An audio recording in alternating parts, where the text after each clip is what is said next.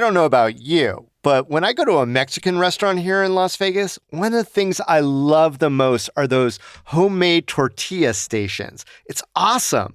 But, those tortillas, just like the ones at grocery stores and taco stands, do tend to tip a little more towards Wonder Bread and a little less artisanal. But there is a new trend that's sweeping Mexican food right now that comes from an ancient tradition. We're talking heirloom corn, all sorts of colors, blue, pink, and orange, and a unique process that unlocks nutrients and gives us sweeter flavors. Today on CityCast Las Vegas, I sit down with Chef Mariana Alvarado. She's the founder of Masazul, a heritage Mexican food purveyor. We chat about why the old ways of sourcing and making tortillas are often the best ways and where in Las Vegas you can check it out. It's Thursday, August 10th. I'm Dayvid Figler, and here's what Las Vegas is talking about.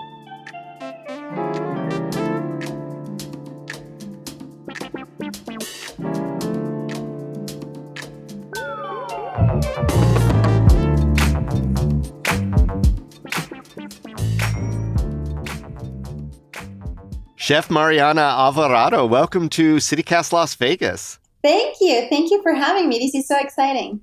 So, Chef, what made you want to start Masazul here in Las Vegas? It started during the pandemic. Masazul started actually as a cooking class. I wanted to teach through Airbnb traditional Mexican cuisine. And when the pandemic hit, I was like, okay, I can't meet people and everyone is giving this free information online because that's all we have and there's no way to make money. However, I was missing a very important part, which is the backbone, and is the tortilla. I've been in the United States since 2008, and I never had a successful meal where I felt, oh my God, this reminds me of home, because the tortillas were always lacking. And when you're used to the real deal and you try something else, it's really easy to pinpoint what's wrong with this, the smell, the taste, the texture, they break.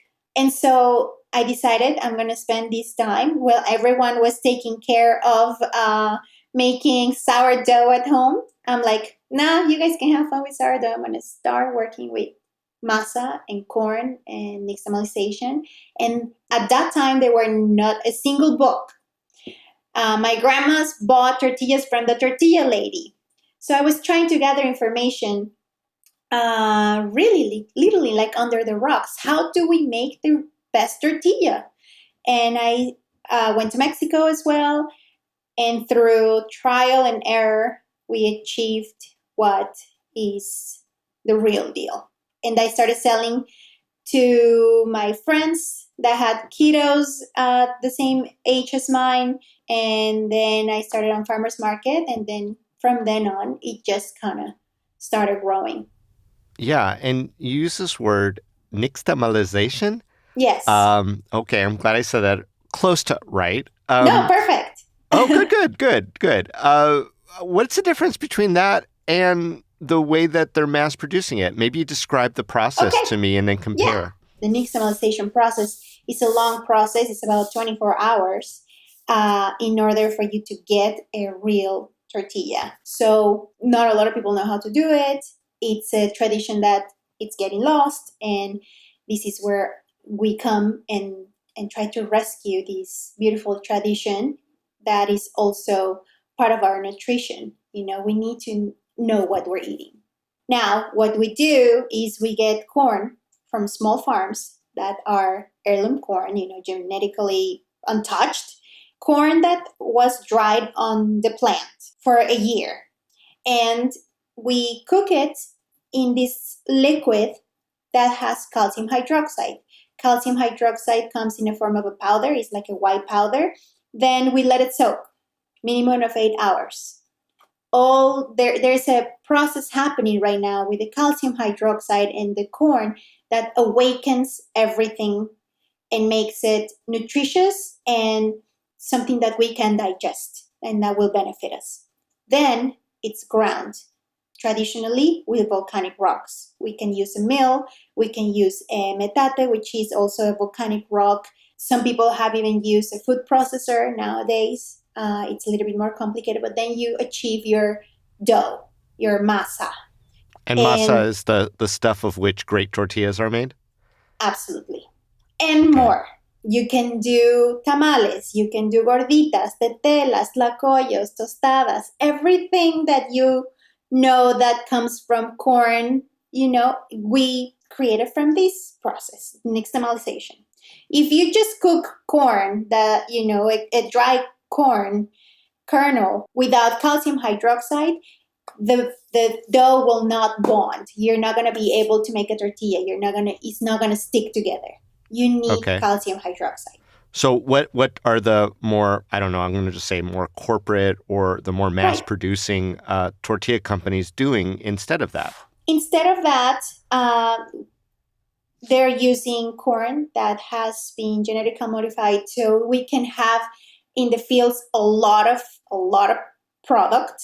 So one plant, a heirloom corn plant, will maybe give you one corn per plant. One. Mm-hmm. One If ear, I one think we call it. correct, one Okay. ear. And if you have a genetically modified plant, you can have up to 3 per plant. So that's a lot more yield. But in order to get there, you have to get rid of all the genetical information that helps give flavor and nutrition to our bodies. So we're using corn that it has been found in oil for cars, and that's the corn they're using to make tortillas. Second of all, it is made not through nixtamalization, but it's a mimic of a nixtamalization, and it's just, they add gums and they add preservatives that give something that resembles our tortilla, but it's not a real tortilla. I've always heard that corn is something difficult for humans to digest anyway. Correct. There is really no nutritional value. It's like bleach wheat flour, where it has been ripped off the fiber, potassium, all those things, they don't exist. So you're just filling your body with carbs. So what's the best way to describe to someone who maybe has never tried a nixtamalized corn tortilla, how to identify it by, I don't know, what is the smell like? What is the taste or texture like versus a tortilla that we buy from the stores? There's a particular sweet smell on the nixtamalized tortilla. That would be your first clue, because a store-bought tortilla has that preservative smell that is really strong, that people might think it's normal, but it's not. I can't describe it per se, but it's not pleasant. Nixtamalized tortilla has a natural preservative, which is the calcium hydroxide that was cooked on. That is the preservative, and that's no smell, no taste. When it's done right, you don't smell or taste it. It's just pure corn. So think about the sweetest corn you've ever had, yellow corn, but then you put that into a tortilla. They're pliable. You can roll it and squeeze it and it will never break. They come in many different colors. A regular store-bought tortilla is just white corn, which has the least also amount of nutrients, because even heirloom white corn has the least amount of nutrients. You want your blues and your pinks and oranges, and a blue corn tortilla will have antioxidants just as a bowl of blueberries. Ooh. They are superfood. Blue corn is considered superfood. I don't know if I've ever seen a pink or an orange tortilla. Is that part of things that I need to get you some. Okay, well, that's a deal.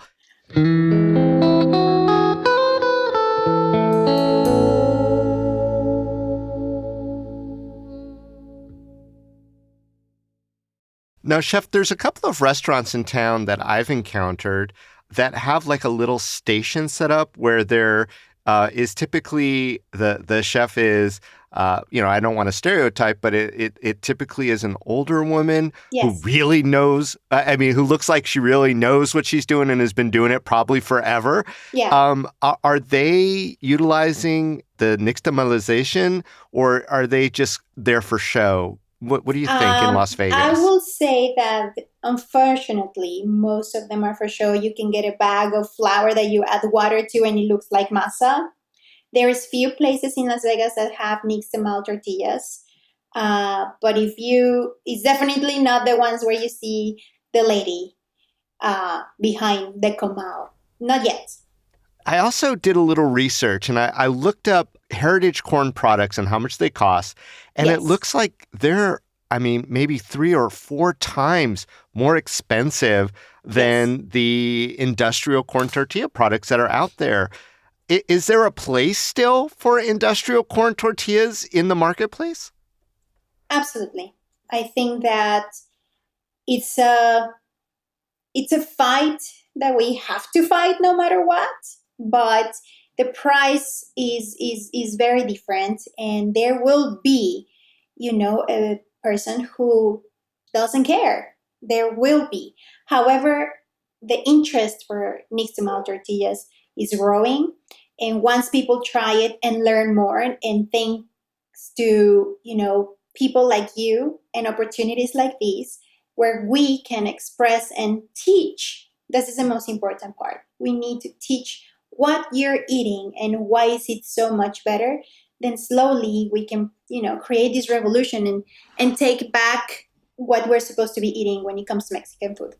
Yeah, I just wonder though, just because it's so much a part of the Las Vegas culture, if Las Vegans will ever give up on their cheap late night tacos for these more sustainable, healthy options because of the price point. What do you Right. think? I will certainly hope so because that will benefit me. But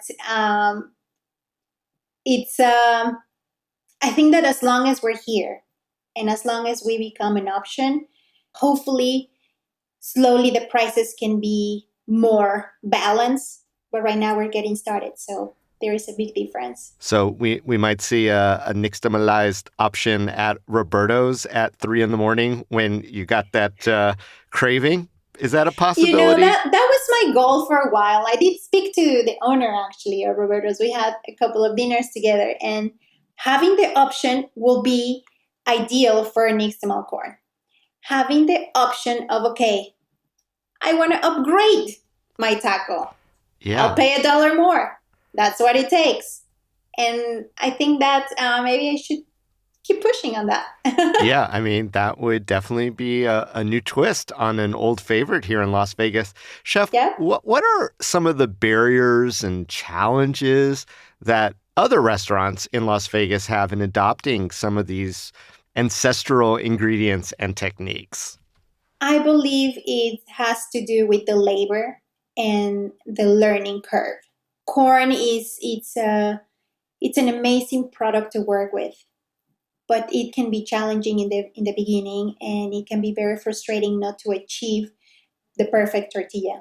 So once you overcome those two things, once you get the person that can handle the corn and the masa and the nixtamalization, the milling of it, the storing of it, the making of the tortilla, once you find that person, which that's a challenge because I am always looking for someone who can help me. Then once you learn it, once you pass that through, it's really satisfying. And those are the two biggest challenges so far, I believe. So where in Las Vegas right now can we try nixtamalized corn, and what are the kind of things that we should be ordering off of those menus? So name some spots, give some shout outs. Yes. Okay. So Casa Playa by Chef Sarah Thompson at the Wing. They have their masa program, and they use the same corn as I do, the same company, the same machines, and we're really good friends as well. Go to Casa Playa. They give you tostadas with different corn varieties just to get in. It's amazing. And all of their tacos, everything you have there with corn, it's going to be nixtamalized corn and top of the line. Chef Ray Garcia, he has several restaurants. The newest one is BTS at the Uncommons. I just went there, and they make fantastic, fantastic tortillas as well. Get their birria. It was pretty Mm. delicious, and they use lamb. I'm a purist, Oh, so lamb. Birria has to be made from lamb, and he made it from lamb. So yay! Milpa is another restaurant that is doing nixtamalized tortillas. They have a great menu, and hopefully very soon, Masazul will have their own. We're looking actively for a location, and you can get our products online. So, and if you were to have a brick and mortar restaurant that highlighted the nixtamalized corn process, what would be your signature dish, your best item that people would have to eat? If you come to Masazul, once we open a brick and mortar, there are several things that I want you to try, but please don't forget to try the tortillas. Tortillas are one of my favorite things to make. It's like tortilla, but we fill the tortilla with something delicious, and then we close it up and it forms a triangle. If you put cheese, just imagine like a triangle pocket of masa with hot, steaming, melting cheese coming out. It's a fantastic, very simple thing, but when it's made the right way, it's just wonderful. Now, Chef, do you make this stuff at home for your family? All the time. Very, very lucky. And do you promise me that there would be pink and blue and orange and all the colors of the rainbow there? Oh, must. It's a must. I promise. Okay. But that sounds amazing. Well, Chef Mariana Alvarado, thank you so much for joining us and explaining all this to us on CityCast Las Vegas. Thank you. It was my pleasure.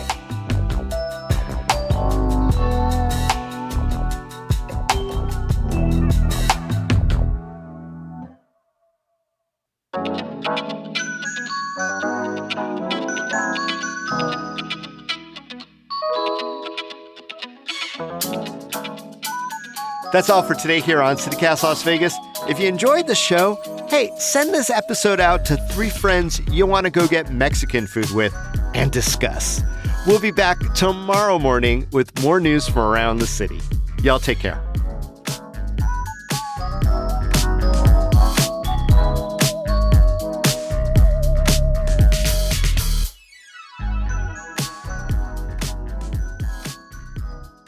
I feel pretty fun with these pink headphones anyway, so yes. It's just it's the Barbie.